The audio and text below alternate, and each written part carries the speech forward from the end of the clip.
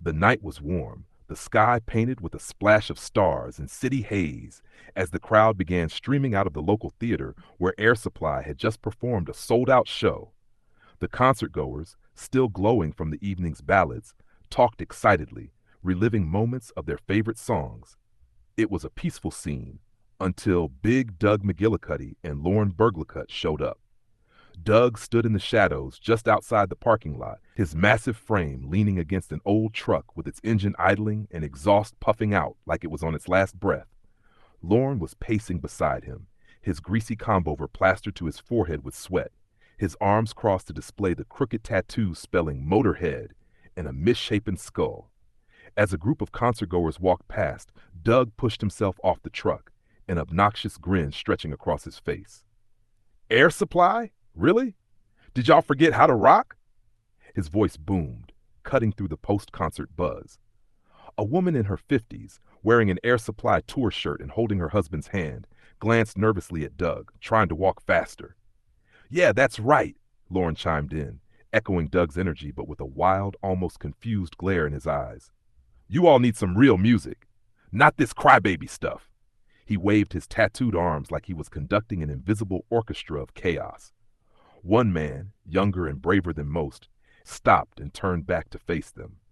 He had the look of someone who'd seen enough baroom bravado to know the type. Hey, why don't you two go back to whatever hole you crawled out of and leave these people alone? We just want to get to our cars. Doug's grin widened, and he crossed his arms, which only made him look more imposing. What's the matter, hero? The soft song still playing in your head? Gonna write a love letter about this moment? Lorne, emboldened by the exchange and Doug's presence, stepped forward and jabbed a finger in the man's direction. Yeah, hero, you think you can take both of us? Bet you can't even handle a beer without putting a pinky up.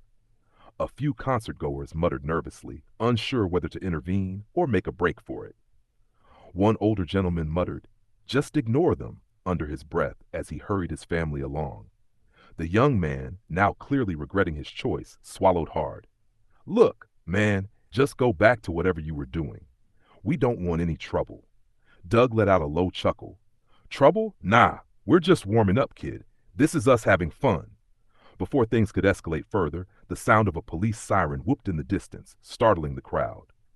Doug glanced back at the flashing lights approaching, then at Lorne. Time to split, tough guy, he grumbled.